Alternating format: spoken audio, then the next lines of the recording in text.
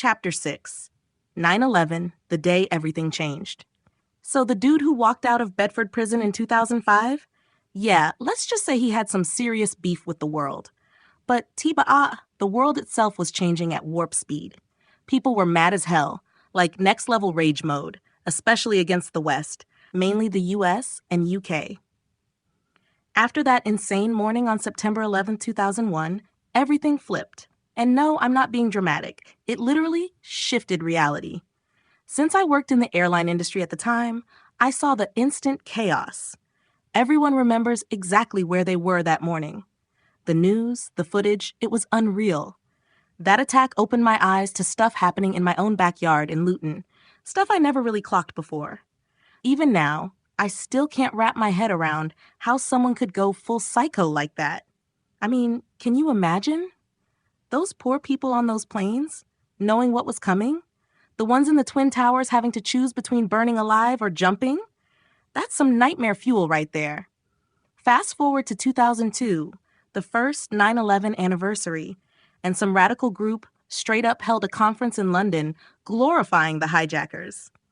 Then, in Luton, posters started popping up praising the so-called martyrs. Bruh, people were pissed. But here's the kicker. The posters weren't in their own mosques or community hubs. Nope. They put them right in our faces on bus stops, lampposts, all around non-Muslim areas. Pure provocation. Basically, they were flexing like we can do whatever we want and y'all can't stop us. And the worst part, they were right. Nobody did a damn thing. The cops?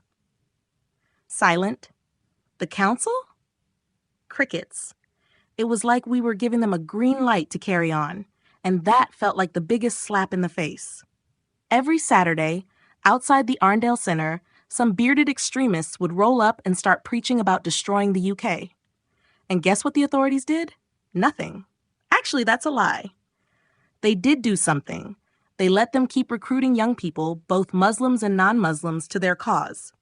And trust me, you'd be shocked at how easy it is to radicalize people.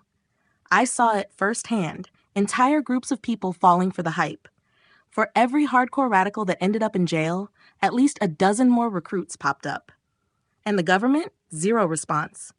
At this point, these guys were openly celebrating 9/11, right in our town, week after week. And nobody stopped them. The tension was off the charts. When things got real in Luton, word spread that some Muslim students at Luton Sixth Form College were celebrating the attacks. People were on edge, and soon enough, the local football hooligans started talking about retaliation. A meeting happened in a pub in Dunstable. Old school MIGs decided, enough is enough. And then, the police actually went and warned the Muslim community about possible revenge attacks. Fast forward, a young black guy gets jumped by a group of Muslim lads, and tensions explode. There was talk of a showdown at a Luton Town home game against Rochdale. But when the day came, it wasn't just football hooligans looking for trouble. All the radicals came out too. And the cops? Full-on riot mode. I wasn't part of the actual fights, but you couldn't be in Luton and not feel it. Things were getting out of control. Enter Saiful Islam, the worst kind of guy. Around this time, I first heard of some wannabe warlord called Saiful Islam, which literally means Sword of Islam. Seriously? What kind of villain name is that? Me and him. We clashed a few times over the years. Right after the Beslan school massacre in 2004, where terrorists murdered kids in cold blood, Saiful and his crew were chilling in a chicken shop in Luton, literally saying they couldn't wait for the UK to have its own 9/11. Did they get arrested? Lol, don't be stupid. Their group, Al-Muhajirun, was still legal back then, led by Omar Bakri Mohammed, alongside Anjem Choudary, and guess who ran the Luton division? Our guy Saiful. These dudes were hardcore Bin Laden fanboys. And they weren't even hiding it. Saiful, real name Ishtiaq Alamgir, proudly admitted to being behind the Magnificent 19 posters. He bragged about growing the local recruitment pool from 5 to 50 potential terrorists, with hundreds more backing them. And get this, he wasn't some foreign-born extremist. Nah, he was born and raised in Luton, came from a middle-class family, and even worked as an accountant for the Inland Revenue. Then he got radicalized, quit his job, and flexed about living off benefits while plotting against the country. His own words, "When I saw those planes hit the Twin Towers, I felt elated. That action split the world into two camps. You're either with Islam and Al-Qaeda or with the enemy. I am a Muslim living in Britain, but my only allegiance is to Allah." He flat out said that terrorist attacks in the UK were justified, that even if his own kids died, he'd be fine with it. And what did Britain do? Let him run his extremist club right in the middle of Luton. At this point, I was done watching this unfold. I had to do something. The wake-up call.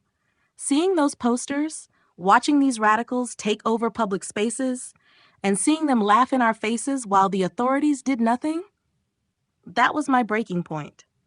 And after the Beslan massacre, where kids were murdered execution style, I knew something was seriously broken. Meanwhile, people kept acting like none of this was real, like it was just a phase. But I knew better. Then one day, I'm filming a documentary, driving through Luton, and guess who spots me? Saiful Islam. He walks up, starts talking trash, and then, on camera, straight up smacks me in the face. And the police did. Absolutely nothing. The more I dug, the more messed up everything looked. These guys weren't even hiding their plans. The grooming gangs, the radicalization, the zero accountability, it was all right in front of us. And yet, the government kept throwing money at these moderate Muslim groups who turned out to be part of the same problem.